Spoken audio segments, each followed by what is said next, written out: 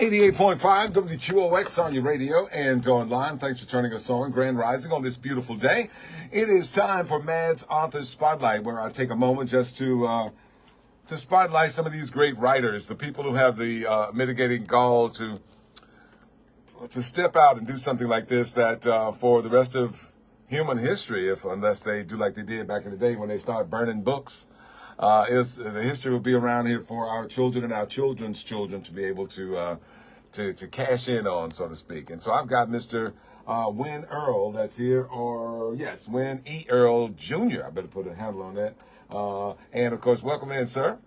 Good morning. Good morning. Thank you for having me. All right. Beautiful. And are you originally from Memphis? I am lifelong Memphian, born and raised in Hyde Park, attended Hollywood and Shannon Elementary. What?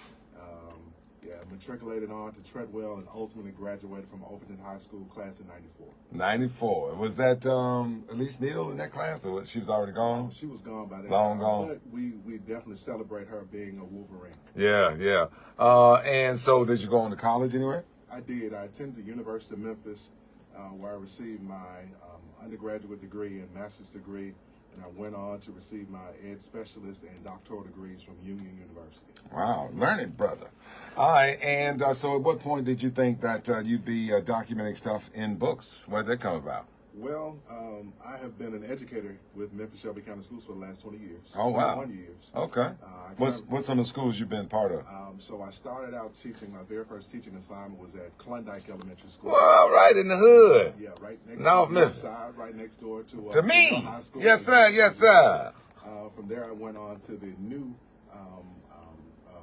W. Brewster School Okay. in Binghamton. And then from there, I became an instructional coach at Georgia Avenue, right across the street from Booker T. Washington. From there, White's Chapel as an instructional coach, assistant principal at Treadwell Elementary. And for the last 11 years, I've been principal at Kingsbury Elementary School. Wow. And that's what, you're the principal there now? Yes, sir. Current principal of Kingsbury. All right, that's what's up. And so your mama must have been from Arkansas, because this old Wynn Earl. I'm like, I know Wynn, Arkansas, and I know Earl, Arkansas. How you got both of them? Right. Well, I'm a junior, so I'm named after my dad. I'm Okay. not sure. I know the name Wynn is Welsh. Okay. I don't know exactly what connection my family has to it. Yeah. But I do know the last name Earl does have connections to Earl, Arkansas. Wow, that's what's up. And speaking of history and connections, man, your book is kind of all about that. Can you tell us a little bit about for every child and equal chance? Tell us about the book. So this book it tells the story of the West Tennessee Educational Congress. Okay. Along with those schools within Memphis and Shelby County that made up the West Tennessee Educational Congress. And many of those schools were Rosenwald schools. And so if you're unfamiliar with Rosenwald schools. I'm not. Rosenwald schools, Julius Rosenwald, who was the president of the Sears Company at the time, partnered with Booker T. Washington, the founder of the Tuskegee Institute.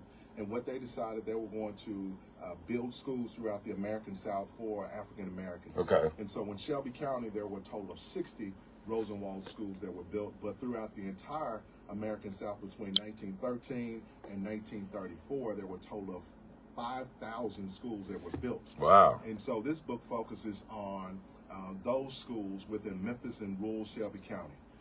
So the West Tennessee Educational Congress itself was a part of the TNEA, or the Tennessee Negro Education Association, that was the parallel organization to the Tennessee Education Association. Okay. And so those two associations existed in parallel with each other until 1966 when the merger occurred.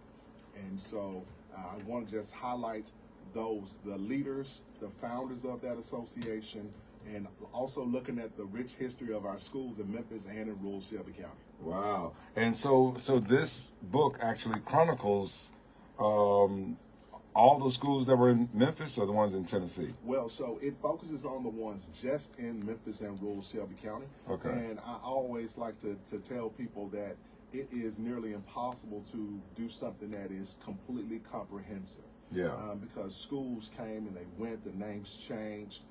The documentation in some instances for those earlier schools in the early part of the 20th century, at the founding of the West Tennessee Education Associate Congress, documentation was very poor. So just being able to find documentation is really, really difficult. So to the best of my abilities, I was able to capture the vast majority of the African American schools in Memphis and those in rural Shelby County. Caperville High School. And, you know, I hear people say Caperville now, and, Right. and I don't, you know, and I was like, Caperville, what is that? But that's somewhere out toward Whitehaven. Right, And that, exactly. So it's located on Shelby Drive in Malone. The building no longer stands. Wow. But it served as a school for a number of decades. And the special contributor to the book is Mr. John Strong. Okay. He served as the principal of Woodstock Junior High from 1966 until his retirement in 1989. Wow. And he is a 1948 graduate of Barris Chapel High School, and he went on to graduate from Lane College. And so I mentioned him because he served as the principal of Caperville High from 1964 until about 1966 when he became the principal at Woodstock. Look at Hamilton High School. Yes. Wow. Now, of course, it's not the same building at all, right? Right. So now the original 1899. Right. So yeah, Hamilton started out as the Greenwood School, and the Greenwood School, the name was changed to Hamilton in honor of G.P. Hamilton, who was one of the earliest principals of Portrait that was renamed Booker T. Washington High School. Wow. He passed away in 1932. It says the first Hamilton school established around 1866 near some Heston place. Right. And South Bellevue Boulevard in the Greenwood Station area of Memphis was named the Greenwood School. It officially became part of the Memphis City School District in 1899, and in 1909, a new building, school building for Greenwood opened on 993 Melrose Street. Man, there's just a lot of history in this. Yes, sir. How did you go about the research on this, you say? Wow. Spent a lot of time at the main library. And you got pictures and portraits of just to go back and look at some of this fashion. These dudes were sharp. They was Right. first day of school clean, Right, boy. right. So being a school administrator and school educator in general was it most definitely was an honorable profession, and it still is. And because the work that just goes into being an educator is something that is never ending. Yeah. And so in that case, they were community leaders. What they said was people relied on that because oftentimes they were some of the most learned people within the communities. And so I took pride in being able to provide those pictures in there. I talked with a lot of people. I'm talking about people who went to school in the 30s, 40s, and the 50s and gained stories from them. Yeah. I talked to my own family members, my grandmother and aunts and uncles attended those schools and just lauded and revered those educators that they had at Manassas and Douglas. I'm looking at Blair Hunt. People don't know about the Hunt House and these other kind of things. Lucy Campbell Williams, man. Right. So a lot of times we hear about Lucy E. Campbell and we think about the elementary school that's located in the Fraser community. However, Lucy Campbell was one of the pioneering musicians of her time. She was a leader. She was not just an educator at Booker T. Washington for a number of years, but she actually began her education career, her teaching career, at Carnes Elementary School, and I want to say that was around 1899. So she has her name has a long-standing history within the Memphis community. This book, has it been peer reviewed? Has it been sanctioned by anybody? Oh yes, it has. So of course it's been out edited. It's been reviewed. It's been blessed. Yeah. By those who have lended stories to me of family members who are now ancestors. It's been I took pride in being able to keep it accurate. I think that's the one thing about history is that it oftentimes changes, but I wanted to be able to go directly to the source of so many of the people who worked in those schools to go ahead and get the exactness on point. This book goes on to explore the impact that philanthropists, Julius Rosenwald, school leaders and supervisors of the Robert E. Clay Green and all these other things. The city of Memphis kind of goes on to talk about that. But what is it from this book that you want people to be able to come out with? Yeah, I appreciate you asking that. The one thing that I want people to do is threefold. For those people who attended those schools, I want them to be able to take a walk down memory lane. when I'm able to show it to people, I was sitting down with Miss Sandra Harris yesterday, who's a 1960 graduate of Leicester High School and went on to teach at Whitehaven High School until her retirement in 1997. And for her to be able to just look and reminisce about her teachers and coaches and the time she had at Leicester, the original Leicester, and also the Leicester High School building, that's important. So I want people to be able to take a walk down memory lane. Yeah. For those who are unfamiliar with our educational landscape, we are most definitely more than the narrative that is out there right now. Right now, there's an unfortunate narrative about education and educators that is out there. And I believe that if we just take time to look back into our history and see all the resilience that was essential to get to where we are right now, I think we would have a little bit more pride, and it would change the narrative. Yeah. And for those people, for the youth who may want to know in the next 5, 10, 15 years, there can be a resource that is there, that is present for them to be able to just read and see, like, wow, my school is more than just the school I see right now. It educated people for over 100 years, and that's important for people to know. Yeah, hold on. I'm looking for North Side right now. Hold on, man. So I did not include. Oh, get out! Get out! We shall overcome. Now, I will say this though, Mr. Davis. Yes, sir.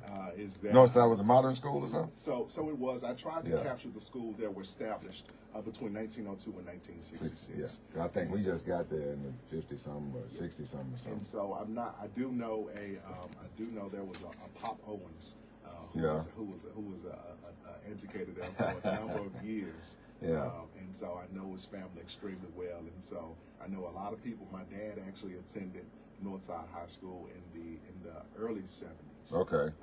He did not graduate from there, but he did attend there his 10th grade year. Okay. And so just being able to talk about the pride in the community and to be able to experience it as I worked at Klondike for a number of years. Yeah. It's something I always remember. That's what's up. I was just messing with you, man. But this is amazing. This is, and I think you may be ahead of your time on this.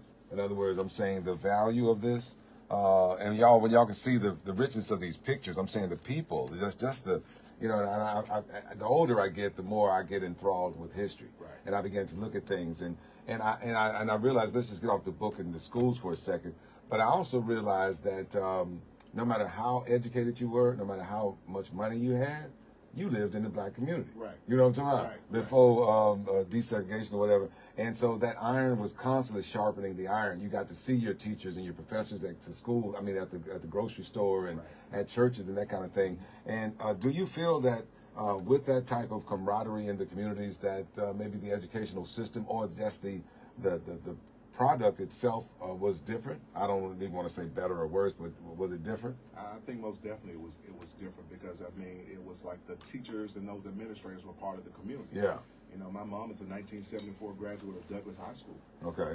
You know, home of the Red Ghosts.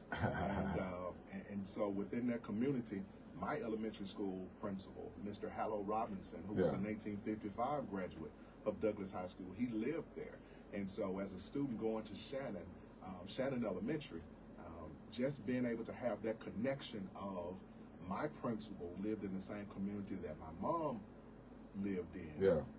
I think it just brings it together. At that time, you know, a teacher, a principal could walk over to a parent's house and knock on the door and they were received. Yeah. Right. Yeah. You know, and I want us to be able to get back to and that. The kid had to behave because they know you might see your teacher at church Sunday, or you might see him somewhere. You know what I mean? Exactly. Your teacher is standing right next to your mom in the alto section of the class stand.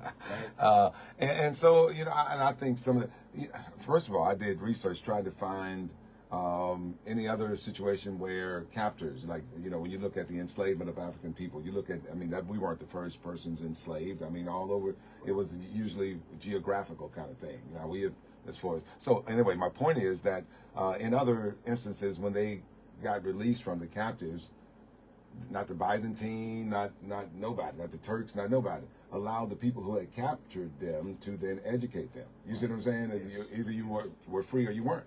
And so in this particular iteration, to your point about it, I didn't even know about the Rosenthal schools, but I knew in colleges when they had the land grant colleges, like my alma mater, University of Arkansas Pine Bluff. And so I did that research, in the history of all those schools pretty much came from white people, that philanthropists who gave money. And so I'm wondering, I guess I'm trying to frame this to the fact that the history of the pride, and because the education is controlled by whoever controls that. It was Hill McGraw back in the day, right, and all these other people, that now I got questions about a lot of that stuff. You know what I'm saying? Gayleen right, Maxwell, right, that. Indeed. But anyway, I digress. As we move forward, what is the value of having teachers and administrators and people that kind of look like you in the spaces that you are being educated in?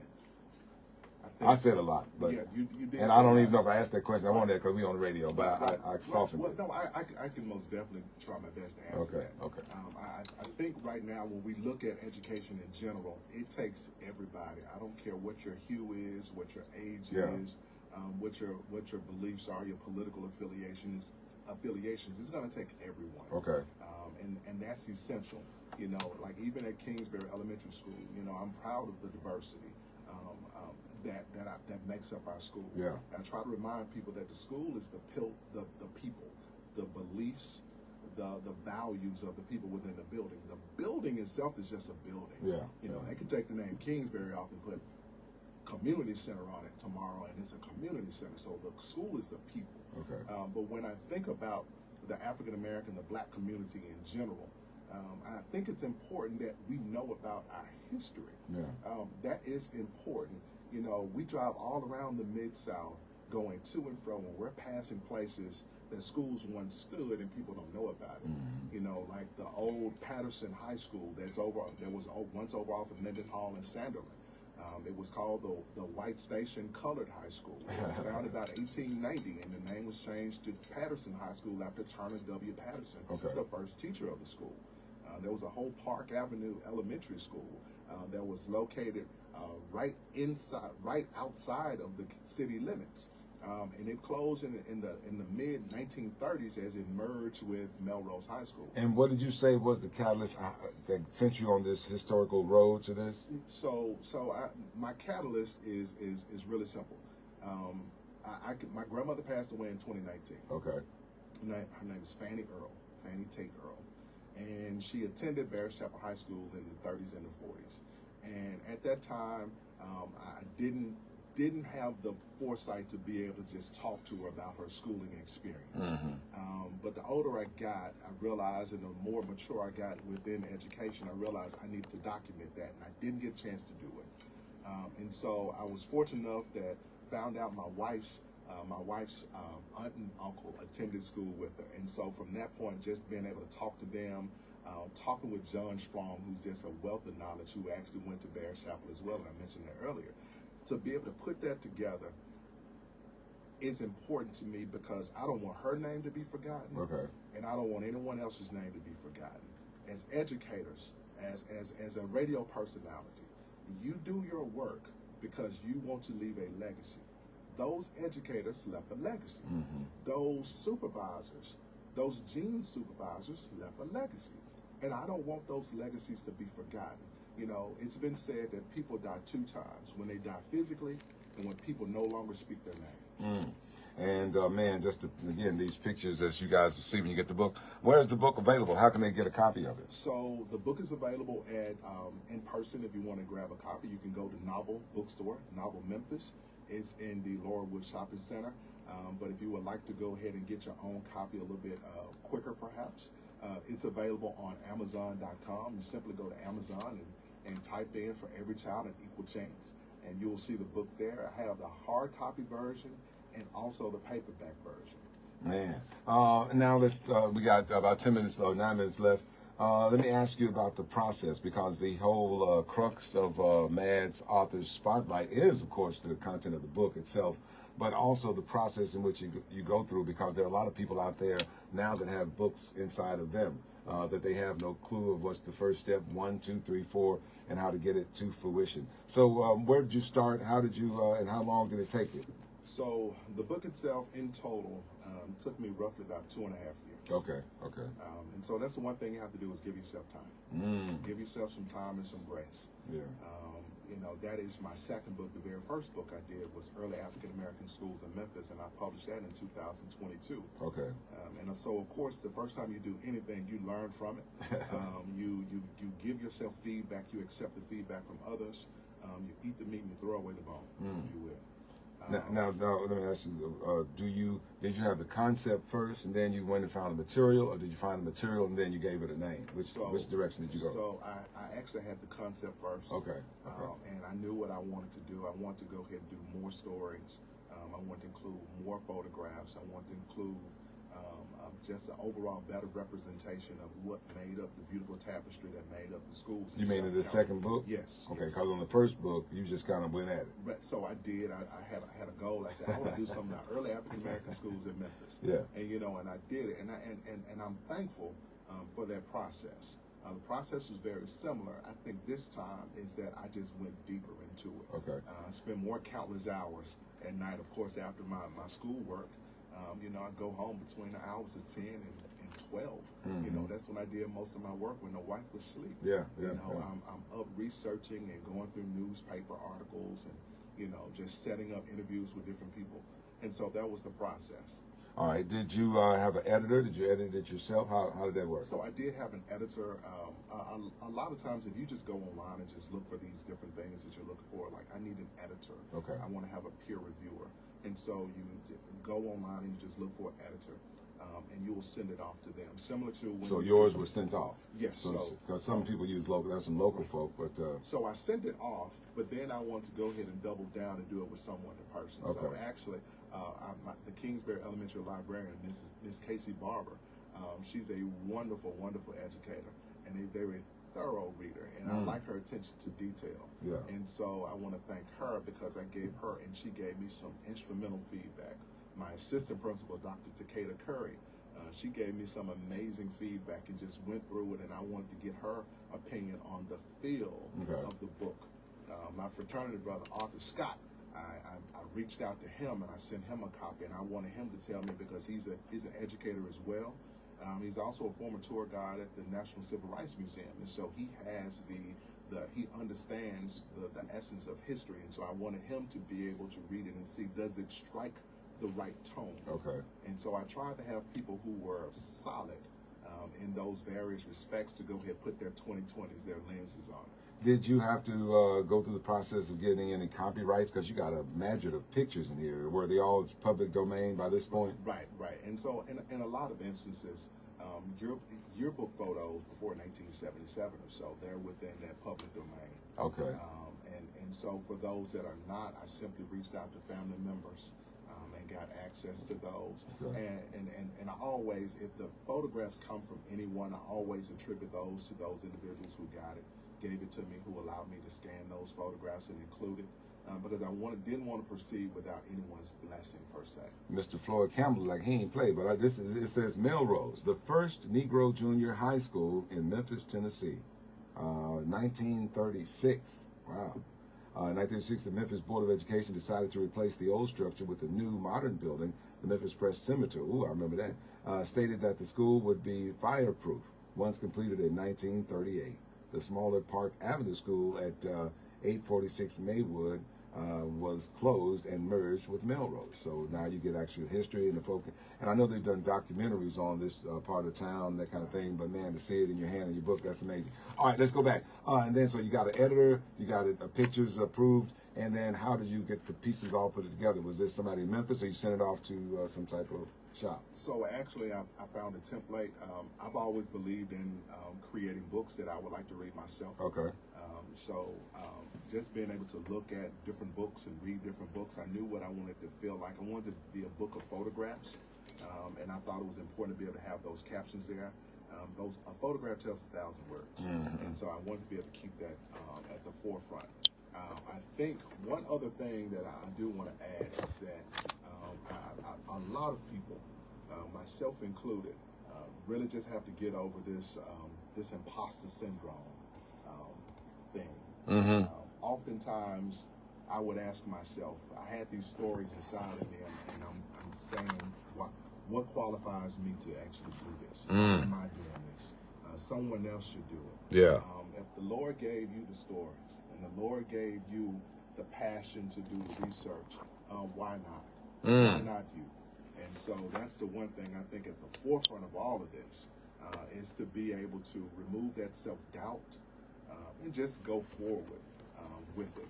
Life is filled with swift transition. And things happen day after day after day. And so tomorrow is never promised. And so if you have something that's on your heart, just go for it. Yeah. And that's the one thing when I say that to myself as a reminder, but to anyone else who may have a story that's just bubbling up inside of them, whether it be a story, a song, any type of artistic, something that's creative, and it's just bubbling up, get it out. There's going to be a place for it. Yeah, when you probably during those 2 years had that momentary doubt that somebody else may be better served to do this story or whatever, or just any obstacle that comes in your life, how are you able to overcome that? What grounds you? What gives you your fortitude to keep moving? Right. I think everybody has to have a great support system. Any successful person, you see they have an amazing support system. Yeah. First and foremost, my wife, Okay. Clara, Earl, her mother. Hercules. So that's my babe. Yeah. And so she uplifts me. She keeps me grounded, but she also pours into me. Okay. She simply gives me encouragement. And so she is my rock. She holds me down, and I love her so much for it. My parents, Wynn and Connie Earl, they are products of Memphis. My dad graduated from Bolton High School. Are they both still living? They're both still living. Wow, so that's I'm thankful amazing. to have Yeah. them. My dad's on the mend right now. He's in the hospital. So, Okay. So Dad, if you're listening, love you. Go ahead, get strong, and I'll see you a little bit later on today. To my mom, who's a primary caregiver and just taking care of him right now. Mom, I appreciate you. Thank you for showing me how, first and foremost, how to read and the importance of reading, by taking me to the library. And what's her name? Connie Earl. Connie Earl, okay.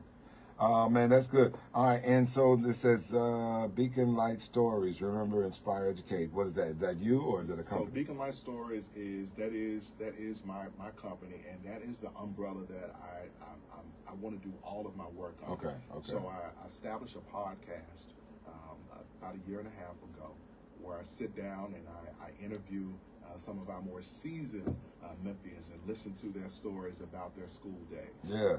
And so that can be captured anywhere, anywhere you find podcasts on the Beacon Light Stories. And so any writings that I do in the future, podcasts, documentaries, things that are just bubbling up inside of me, Yeah. I want to put that underneath that Beacon Light Stories, because ultimately I want people to be able to remember, I want them to be inspired, and I want them to be educated about just black education in the city of Memphis. If you're just joining me, I'm talking with Wynn E. Earl Jr., and we're talking about his brand, it's brand new to me, and I don't know, how many years it's been out? So it was published, it was released on February the 11th, so it's not This year?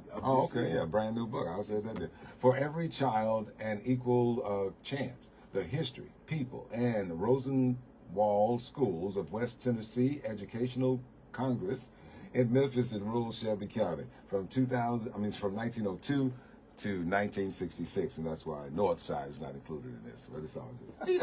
Anyway, man, I tell you, and you say it's available at all bookstores in different places? It's available at Novel Bookstore. I hosted a wonderful book launch and book signing there about a month and a half ago. So the book is available there. If you would like to order the book from the confines of your home, you can simply pull out your cell phone or pull out your laptop and just log into Amazon.com and type in For Every Child an Equal Chance, and the book will pop up, and you will have the option to purchase either a hardback or a paperback copy. That's what's up. You've already done a book signing for it? I had a book signing on February the 11th at Novel. However, if anyone would like to have me to sign their book, please go to my website. That is beaconlightstories.com. And what I will do, as soon as I'm able to schedule an opportunity to go and host another book signing, then I will put that information there. You can easily follow me on Instagram, 901 History Guy. You can find me there, and I will also post updates and things right there. That's what's up. This code, the final process in getting the book, you have to have one of these. Yes. So tell us a little bit about that. So the ISBN, that is what makes your book. You're able to sell it in the marketplace. Okay. And so those ISBNs it looks like it's just a simple barcode, but man, that is everything. So that little number right there is going to cost you about approximately $125. Okay. But it's essential, and you have to have that for both the hardback copy, paperback copy. If you want to do a Kindle version, you have to have one for each one of those. Okay. But once you have that, it is yours forever. Okay. And so. Can you do other books under this number, or you have to get a different number every time? You have to get a brand new number each time. I'll be over there trying to splice the number. Just use the first 3 on this book. Right. No, but okay. And where do you get this? Where does this happen? After you get it back? Right. So what you do is you can order them actually at any time. So I can't remember the exact name of the website. Okay. But if you just type in ISBN codes. Okay. ISBN codes. If you just Google for it, the website that sells those there. So I typically, when I buy them 10 at a time. Okay. So, and once that you have them, they are yours. So if I wait another 10 years before I utilize one, it's still mine. Yeah. It's there forever. That's what's up. So you said you sent, so 99% of this was sent off like to a company, and they printed it, made the books, the cover. Did you do the cover? So the cover art, that's my own. So Okay. in addition to being a researcher, I'm an avid collector Okay. of anything that documents the rich history of Black education around the country. And so that particular photo, when I purchased it several years ago, it was simply labeled Rural Shelby County. I don't know exactly where, I don't know exactly what school. But I love that picture. I want to. There go my cousin. I want to make it as big and rich as I possibly could, because I just love the expressions that are on those faces. Yeah. And I was home I like. I can't tell if this high school elementary. This dude looked little. This dude looked halfway grown. Well, see, I think that was one of the unique dynamics of many schools at that point in time. The teachers were responsible for teaching multiple grade levels. Yeah. So there was no, I'm just a kindergarten teacher, or I'm just a second grade teacher. You may have children from the age of 6 all the way up to the age of 12, 13 in your class. You could also have some adults there, because remember, the objective was to finish school. So at that time, especially in rural Shelby County, the schools were set up to where Black schools, they would be off from like September to October, August to October, because that was harvest time. Right, and so school typically would start back in July. It would end maybe the mid part of August. I didn't even think and it about would that. be out until approximately late September, early October, and then it would pick back up again. And so going to school in a lot of instances was secondary. And so when you see people, especially men, who were able to graduate and go on to become educated and go on to college and educators, etc. There was a lot of overcoming that took place because they were needed on the farm. Yeah.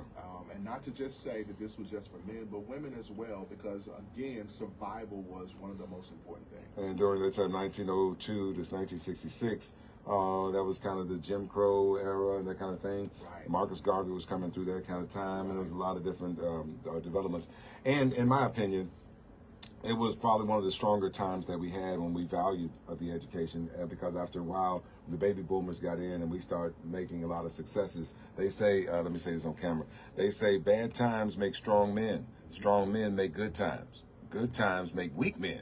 Weak men make bad times. Bad times make strong men. And so we've been through this entire crisis, or cycle rather, and hopefully we're at a point where we're about to make some strong men and women again in the society. And I think this will be definitely a good piece that people can look back and see the success that we've had and the people who did it with excellence. I mean, these guys look amazing. Look at these guys. I mean, respectful. It's like, you know what I mean? It's just amazing. So, at Kingsbury, man, how's it been over there real quickly? And give us some shouts out to some of the folk that helped uplift you over there. Right, so Kingsbury Elementary, home of the Falcons.